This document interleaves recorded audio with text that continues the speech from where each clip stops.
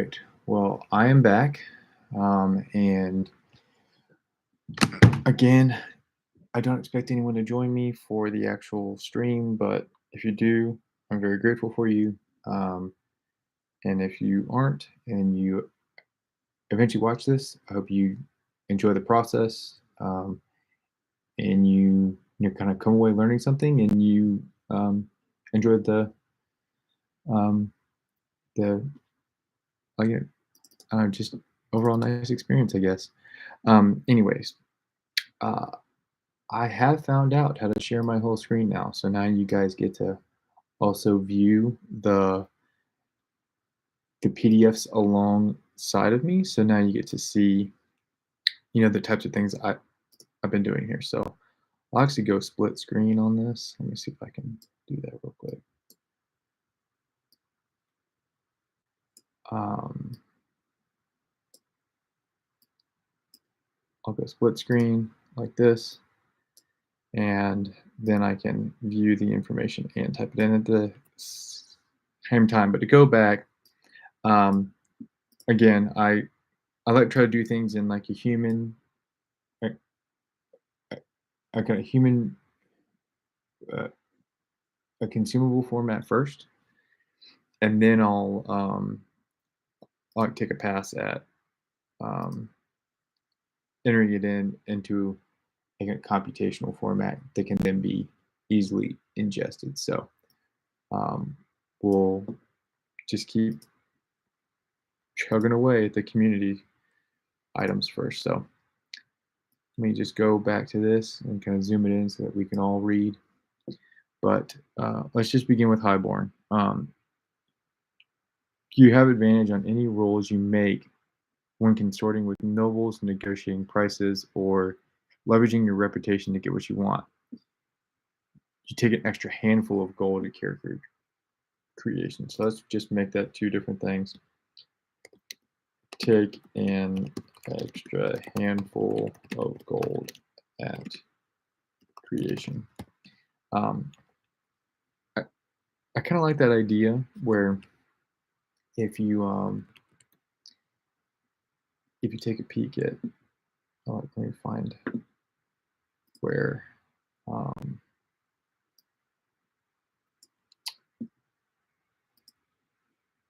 the class sheet. Let's just go into character creation real quick and just like let you take a peek at this. I do like, oh no, not the character creation. I guess I'll just open up the Bard because that's what I've been playing with most. Is as you get down here to the actual gold, they've gotten rid of as you're trying to count every single thing that you do.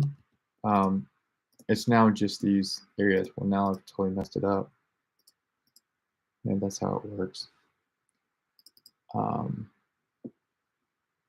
Yeah, but like you just have handfuls of golds, and then you have like bags of golds, and then chests, and then boards, and then fortune.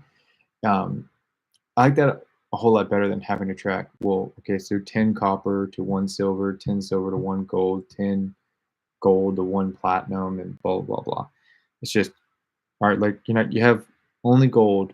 It's just like how much of it do you have, right? That just makes things a lot easier. So I think it's cool that you just get an extra handful of gold. Advantage on nobles, prices, and reputation.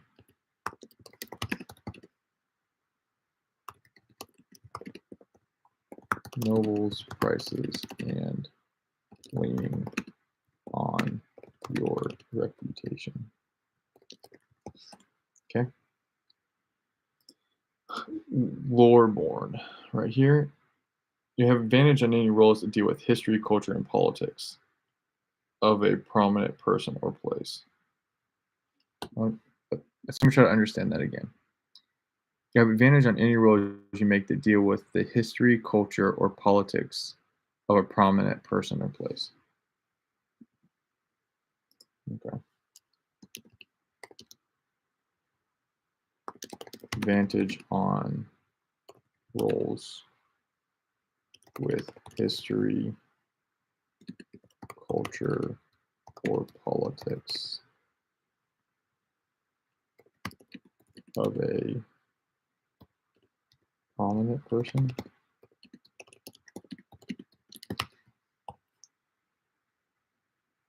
I guess you put the word prominent in there because if it's just like any old person, like it doesn't really matter. Orderborn. Record 3 sayings or values your upbringing instilled in you. But once for short rest, describe how you're embodying one of these principles in your current action. And you may roll a d20 as your hope die instead of a d12. Whoa. Roll d20 as hope instead of d12 3 times a day or 3 times a session.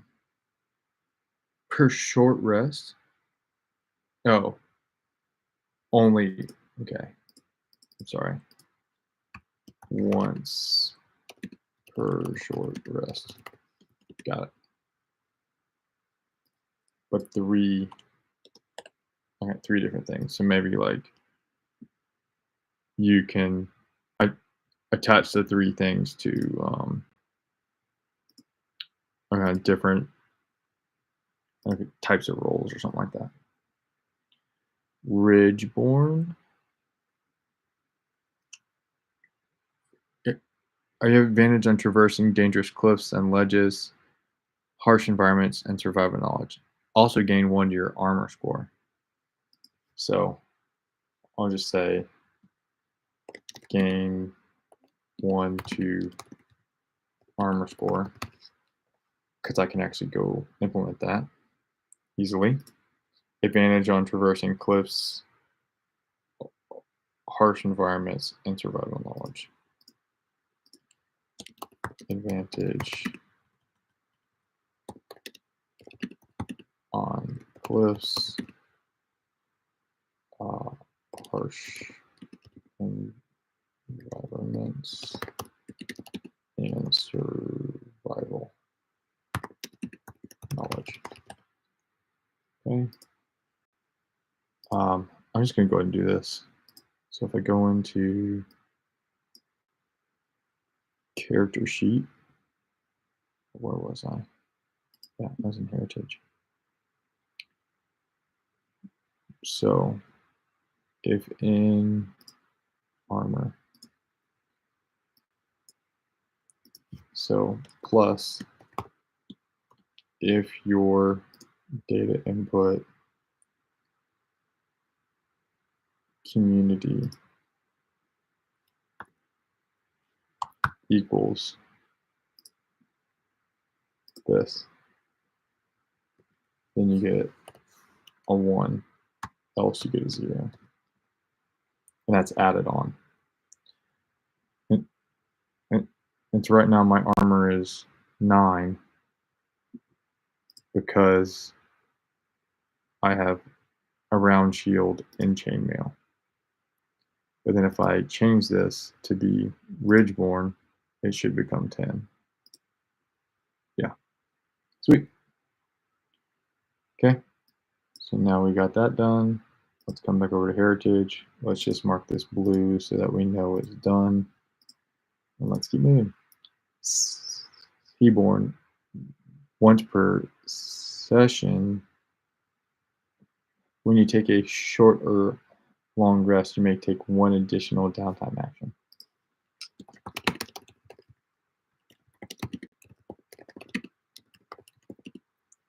Per session.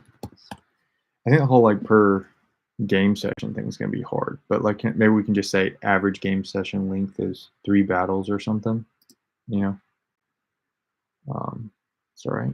We'll come back and figure that out later. Slyborn, scoundrel. You have advantage on any rolls when you're negotiating with criminals, detecting lies, or hiding. Advantage on rolls with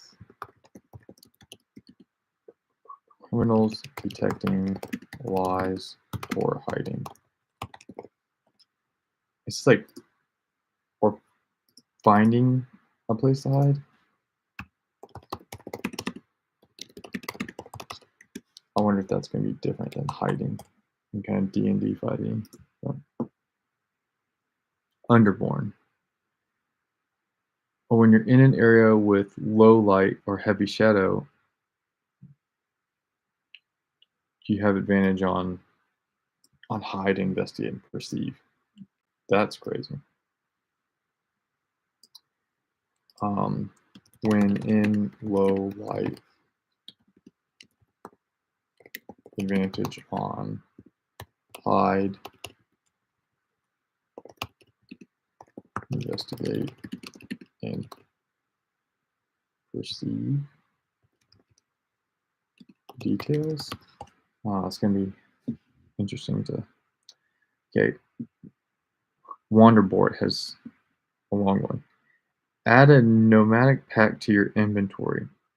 Once per session, you may spend a hope to reach into this pack and pull out a common item that is useful in this one situation. Wow. Work with the GM to figure out what this is. Once per session, pull random or useful common item from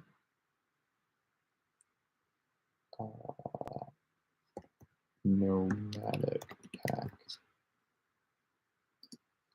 Spend one hope to. That's really like a kind of thematic, Wildborn. That's what we're on now. Your movement is natural. Spend a hope to also grant this ability to ally as they stay within close range of you. Huh. So, advantage on action rolls when moving quietly. Spend hope to grant this to others near you or others in very close range of you. Okay. Well, there's only one that's easily a consumable at this point. So that's all of that. So now we need to find out what our next big nut to crack is, which I think it's really going to be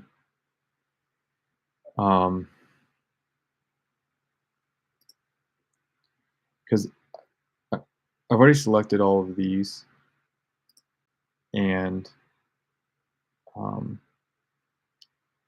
I can get an average damage, but like when I know something that we could do. It'd be cool if you pick something that's a two-handed here.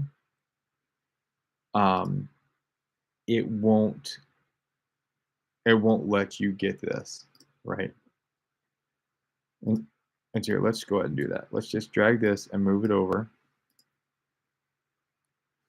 Let's just say, like, what do they call it? Back there, sheets. It's in like the equipment PDF. Let me pull that up real quick. They call it burden. So let's just say burden and do another XLOOKUP on this in our weapon data sheet. I pull that and then I pull this. Okay. And I'll close it. All right, so now I'm going to make this blue so it's connected. center, and I'm gonna try to make this look nicer. I'm gonna say if this is only one-handed, or I'm gonna say ifs,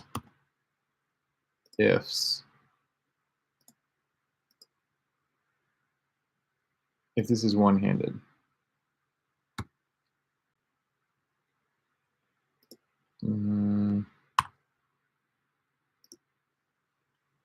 if it's one-handed, on display one-handed, else two-handed.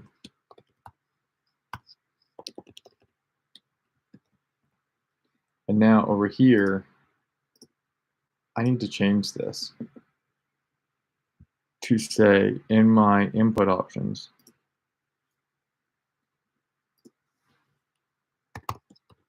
if my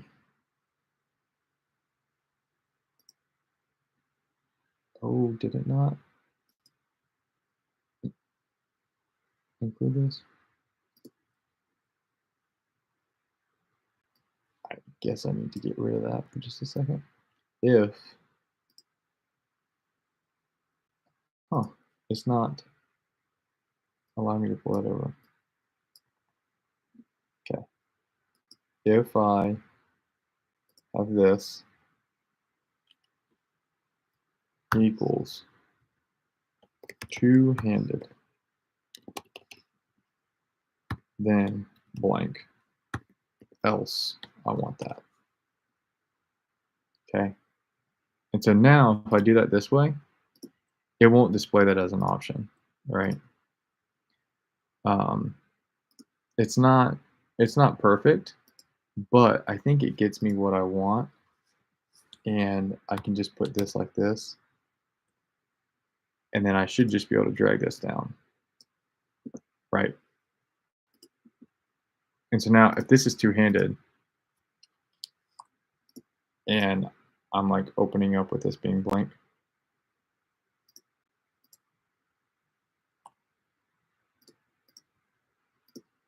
like that, I'm not gonna be able to pick anything. But if I pick something that's one-handed, then I can pick whatever, right? I mean, that's nice. And actually, I can pick up all of this. Now, I'm gonna go back and I'm gonna delete this. I'm gonna pick something that's two-handed, like the Warhammer, and go back to my character sheet. Yeah, and this is all gonna display because it's not there.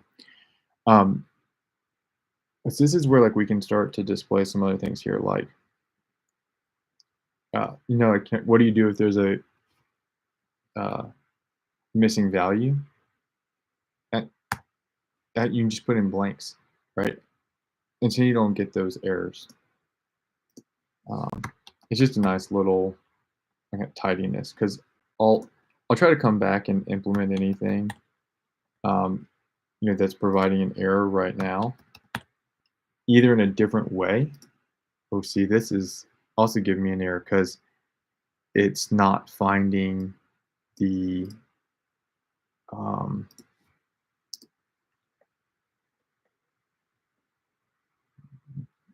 it's not finding.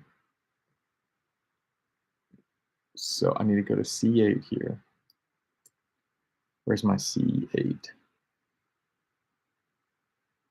So this one is my base class lookup. This is my primary. And if it equals evasion, then add an evasion. And then here's my secondary. And if it's not found, it throws an NA. It's like what I need to do here is say, if I don't have a secondary, then just make it blanks, right? And the exact same thing here. If if my C8 is blank, I should make it empty quotes because then this will be false and then it won't ever be hit, right? So there we go. Got those fixed, and I don't think there's anything else out here that requires that. So, okay, sweet. That's how we've gotten this all sorted out. I think we're back over to either. Okay, so you choose your class, you choose your subclass. I guess we could start doing those. So, subclass cards. Here we are. So the Bard has these two, and I'm not sure where to best put these. Like, I don't really want to put them only in. I think I have a class sheet. You kind of base class data. Now, I could try to put them into here, but they're kind of like the other things where, like, there may or may not be some clear um, kind of processes. And so I think I'm going to do this like kind of foundations, because that's what they call them here. And I'll start with class, and I'll just go ahead and make um,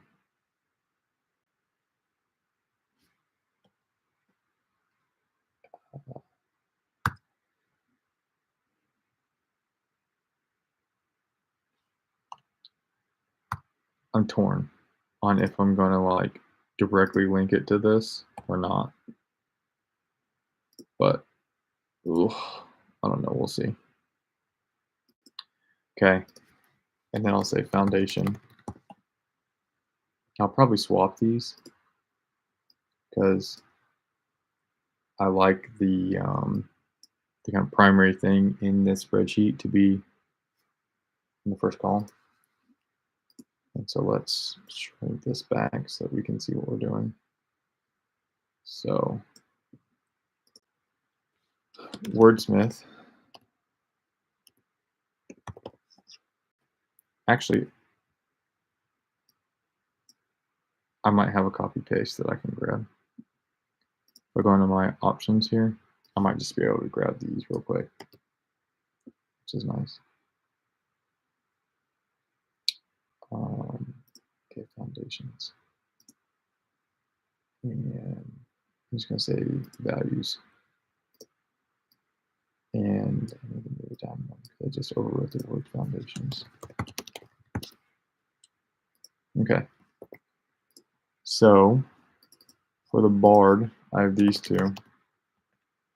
And then let's just start kind of getting in some very rough information. So, okay, heart of the poet. When speaking to a person you're trying to impress, persuade, or offend, and you use at least 3 rhyming words, you spend a hope to add 1d4 to the action roll against them. Okay, that's not even advantage. That's weird. Okay. When speaking to a person to impress, persuade, or offend, spend a hope to add 1d4 to the action roll. Now, that seems super underpowered because it should be advantage, and also it's only a person. I should be like anything that you can communicate with, right? And you have to use 3 rhyming words, but that's only flavor, I guess. Okay. Rousing speech. once per long rest, give a speech to clear one stress from all who hears it. Okay. Kind of underwhelming. I should probably add a column here that says spellcasting attribute, because it says presence for these, and that's going to be interesting. Okay.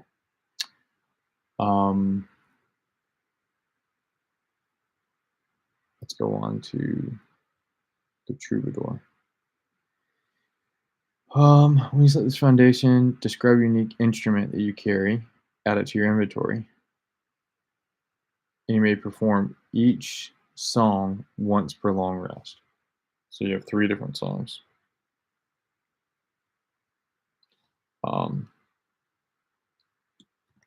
Once per long rest, play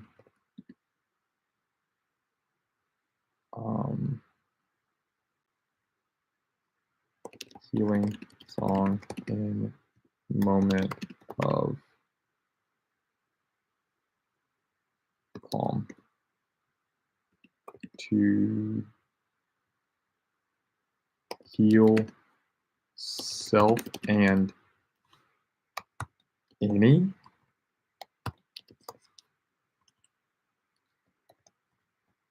I want to make this in italics because that feels like a big deal. Any close allies.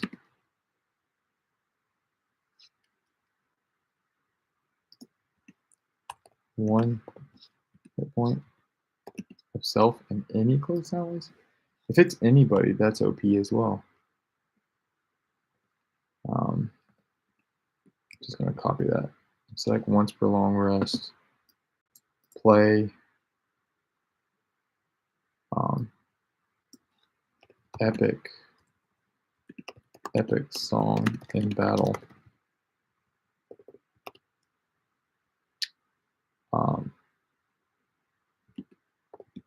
To make a target vulnerable. I need to understand what that means. And once per song rest, play a heartbreak at any time.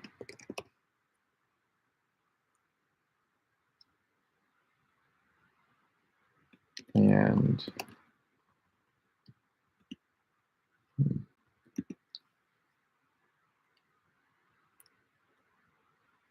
one hope gained for you and any close allies. Wow. That's insanely overpowered.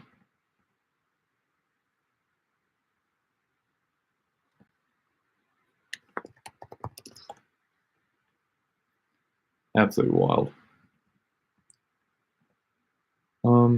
I'm going to do something real quick just to make this easier.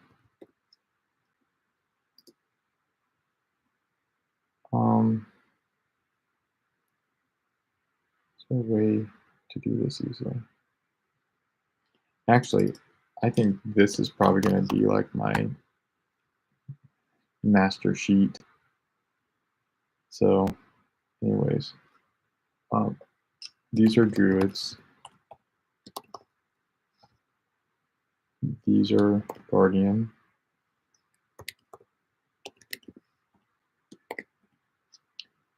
These are ranger. Rogue. Nope, that's not right. These are Seraph, Nightwalker. These are Rogue. Oop.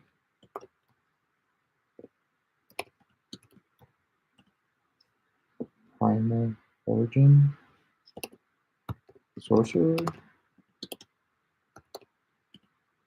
Okay. Call the Slayer, Warrior, and then these are Wizard.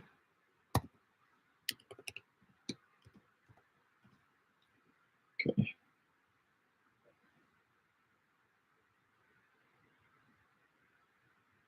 I'm so confused. Why are they displayed twice? Subclass specialization. Foundation. What's specialization? Is this at like a level 4 or something? I mean, mastery. Huh. Did not read that in any of the other information. Let me go back to the bard sheet and see if I can figure it out.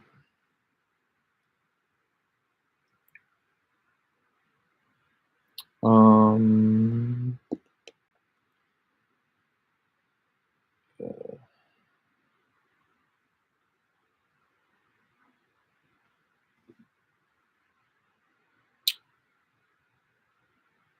at levels 5 through 7, you take an upgraded subclass card. Upgraded subclass card.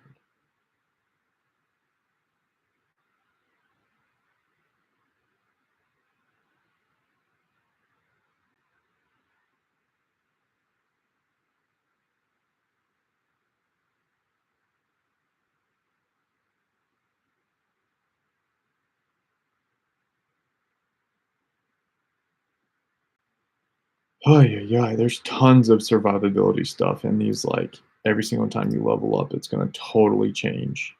But like, let's just focus on like level 1 right now. But I guess you can do these to upgrade your subclass cards. It's like if you do this, your rallying songs will also help anyone who receives a rally die can also gain a hope or clear stress. Wow, that's gonna be wild. Okay, kind of don't want to go too deep on those yet. Let's just um, enter in the first levels of stuff, and then we'll come back and talk about additional levels. So, Druid. Um, Instinct.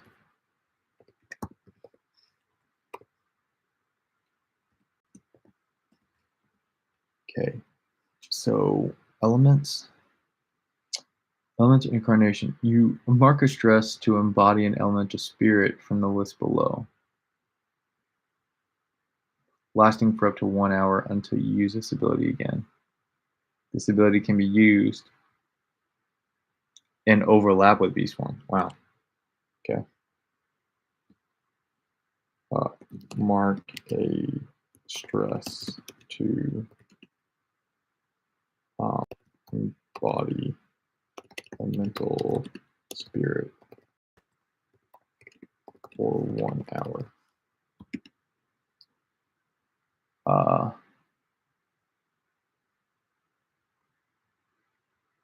Wild. So a kind of fire is 1d8 damage to anyone, anyone who you via melee.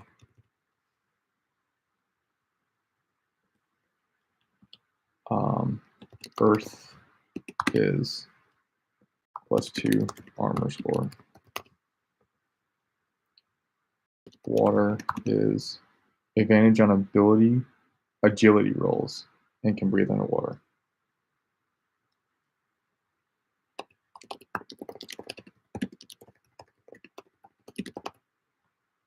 Agility. And breathe underwater. Air. Air is OP. +2 evasion.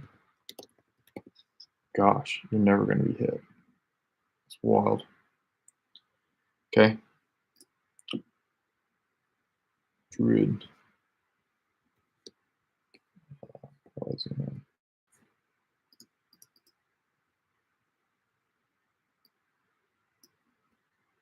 Okay. Once per long rest, you may create a space of natural serenity around you. After spending a few minutes resting in the space, you can clear stress equal to your instinct trait. Ugh. Oh, distributed between you and your allies. Wow. Once per long rest, create area of serenity. Reduce stress of you or allies by amount equal to instinct.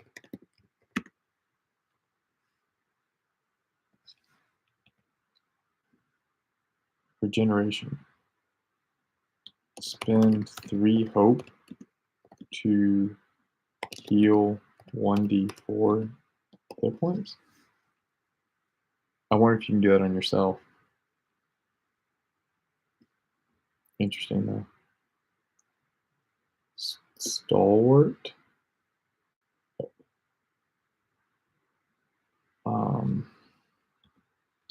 Raise all damage thresholds by +2. And then also spend 1 hope instead of an armor slot. That's OP.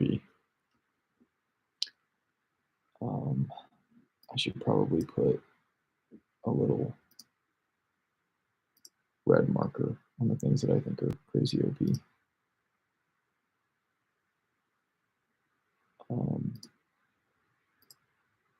Yeah, that one's going to be OP too. Okay.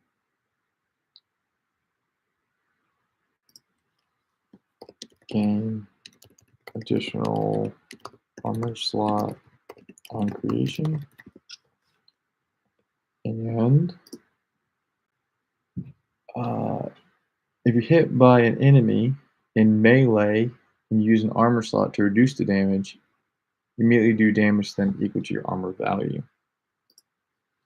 So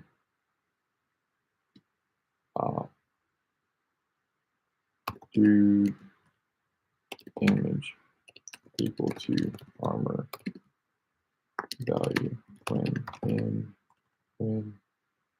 hit in melee and use an armor slot.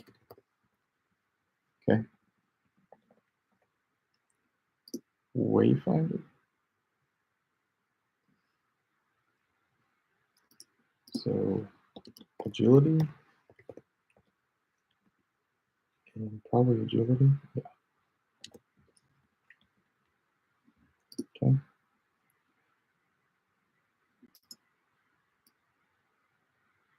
Apex Predator. Mark a stress to increase your proficiency by 1 when rolling damage. When you deal damage to an enemy, you can never hit below their minor threshold. Huh.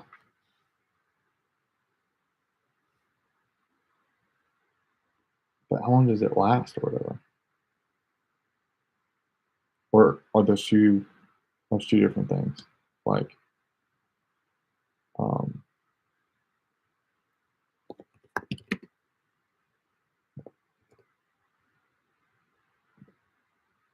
mm,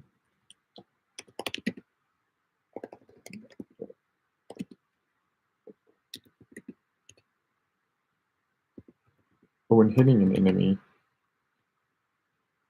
um, it would do less damage than their minor threshold. Did I guess what that's trying to say? Mark 1 stress to increase proficiency by 1 when rolling damage. And when you're heading for a place you previously visited, or you carry an object with you that has been there before, you can identify the shortest, most direct path. Um, find path to find shortest path to destination. If been there before or have an object from there. Okay. Uh, Animal companion. You, you take the ranger companion feat, or whenever you level up your character, you also choose a level up option for your companion from this sheet. Um, level up companion from companion sheet. Interesting. Let's go and do rogue since it's here. Syndicate is finesse.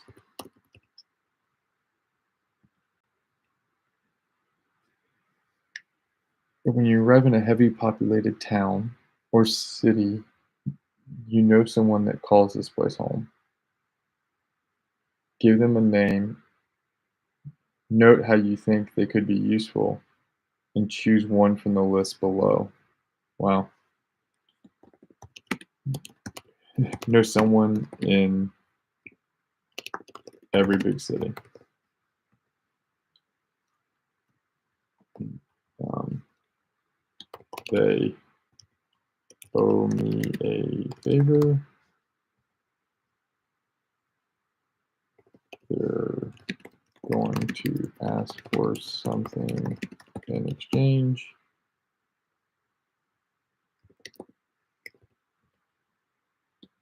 They're always in trouble. We used to be together.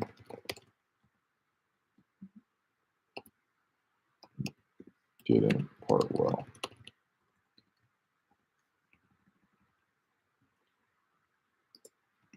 That is useful.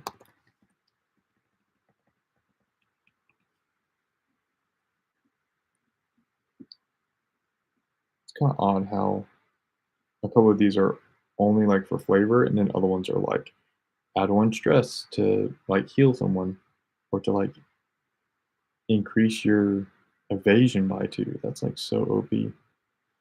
Anyways, finesse. You can move from shadow to shadow.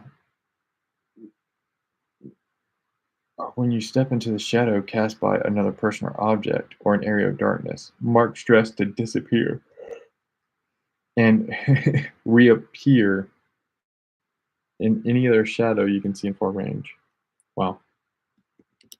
Mark 1 stress to disappear in one shadow and reappear in another you can see within far range. Wow. That's like the entire map. That's sick. Mark that one as red. Crazy. Okay. Go back to Seraph now. Wing Sentinel. Strength. Probably going to be strength again. Yep. Okay. Wing Sentinel. You may spend a hope to take flight onto your next roll of fear. While flying, you do an additional 1d8 with any weapon attack you make. You may spend additional hope to pick up and carry another creature that is approximately your size or smaller. Wow. Spend 1 hope to fly until you roll with fear.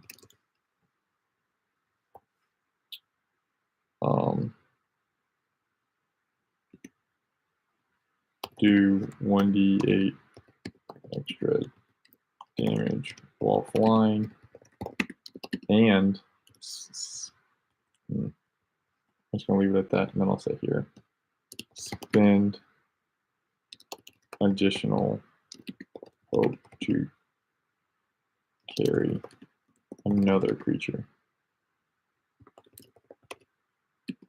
your size or smaller. That's pretty cool. Spirit weapon. Cool. When you have a melee weapon equipped, it can fly from your hand and strike an enemy and return to you. Treat it as though it is a weapon with close range. Mark a stress to apply this attack to another target in range in the same roll. So, primary weapon is what I'm going to call it. Or it just says melee weapon, so it could be your offhand. Melee weapons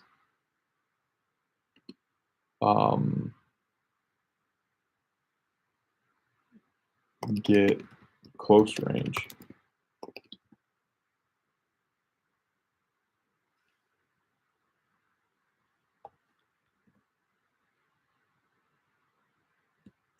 Mark 1 stress to attack another target with same attack roll. Wild. And then once per long rest, touch a creature to heal 2 HP or 2 stress.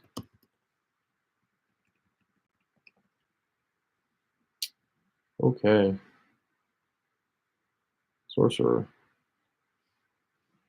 Hey, I can tell there's one person that's here. I just want to say, okay, thanks for hanging out. It's kind of fun to not, kind of do this by myself. So thanks for that. Anyways, I have Primal Origin, Instinct, and yeah. Okay. Your Primal Origin allows you to modify the essence of magic itself. After you cast a spell or use a weapon that deals magic damage, you may mark a stress to do blankety blank. Okay, so after causing magic damage, mark 1 stress to extend its reach by 1 range, +2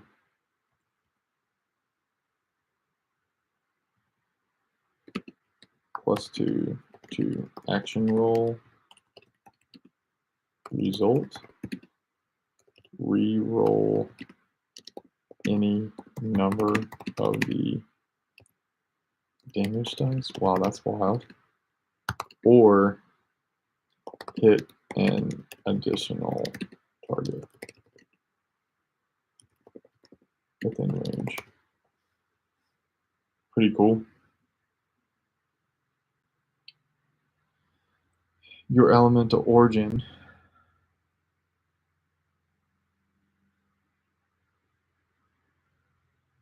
lets you manipulate and shape a certain kind of element. Choose one. You can channel this element into unique, harmless effects. You may also spend a hope to describe how your control over this element helps the current action, and add either +2 to the action roll before or 3 damage.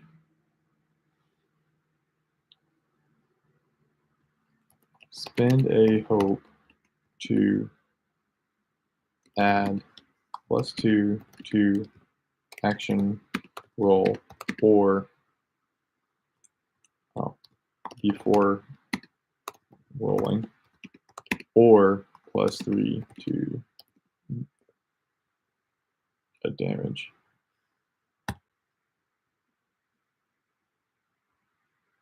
Okay. Warrior Call of the Slayer are no spellcasting. On Roll with a Hope, you may choose to place a single 1d6 Slayer die on this card instead of taking a hope. You can store a number of 1d6 Slayer dice equal to your proficiency. You can pick up any number of these dice and roll them when making a weapon, attack, or damage roll to add their value to your total. Discard any that you've used in this way. At the end of your session, clear any remaining Slayer dice on your sheet and gain that many hope. Wow.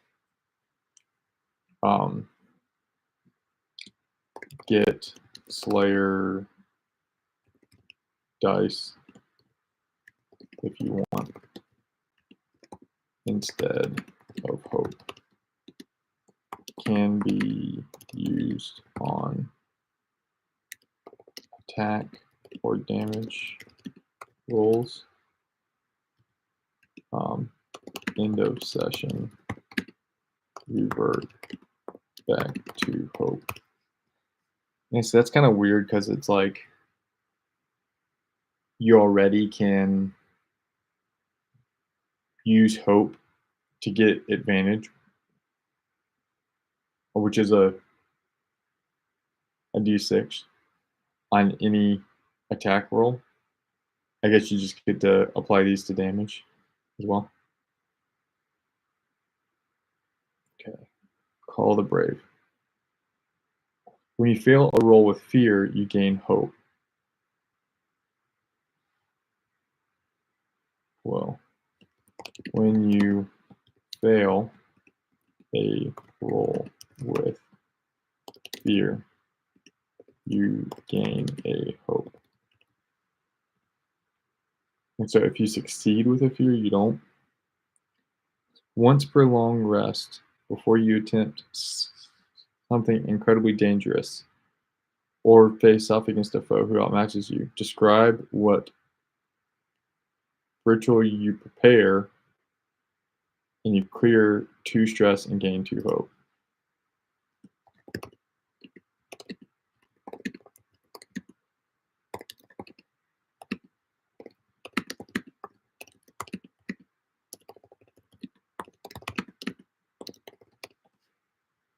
Cool. I'm gonna do these last 2, and then I'm gonna probably call it. I'm at another hour, so. The School of Knowledge. Oh, knowledge.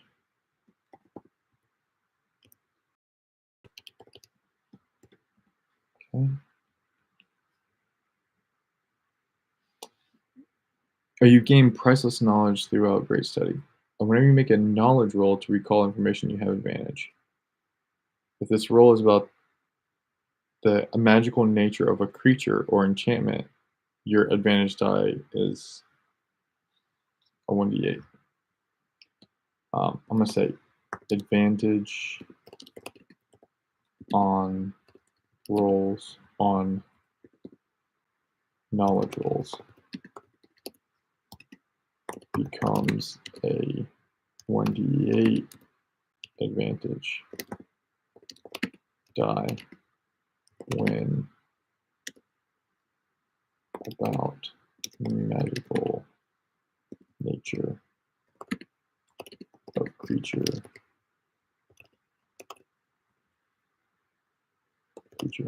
or enchantment.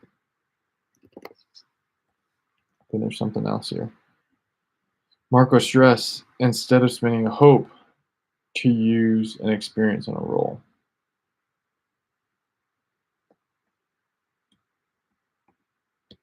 You may mark a stress instead of a hope to use an experience roll.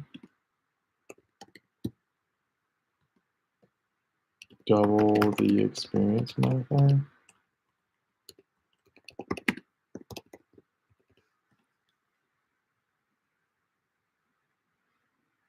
Huh.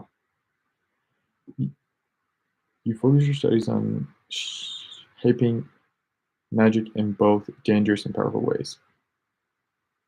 Take an extra armor slot. Wow.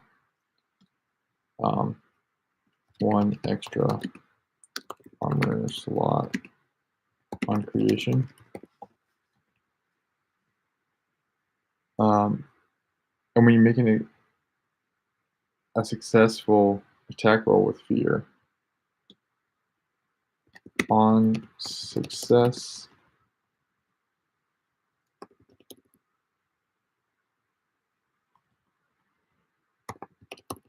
with fear,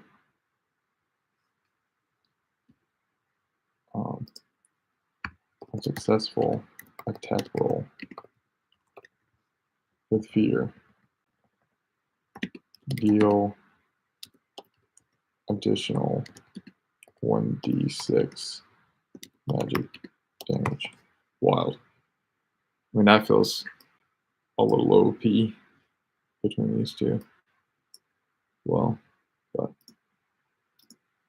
and all that takes so much longer than you think, and then you have to come back and kind of fill in all these other things to get to like um, a base kind of survivability. But uh, it's a good start. Uh, oh, I want to thank you again for coming and hanging out with me. But for anyone who decides to watch this in the future, I'm going to try to keep going through and getting all the things in there for level 1 in order to get a good understanding of just overall survivability and damage per different types of characters and classes and everything. Um, and then like we'll start adding in levels. We'll say if like you're level 2, level 3, level 4, and then we'll start like kind of saying if you've chosen extra traits, or if you've added like hit point slots, or if you've added um, a proficiency or extra evasion. Uh, let's try to graph out the type of effects those things would have, and kind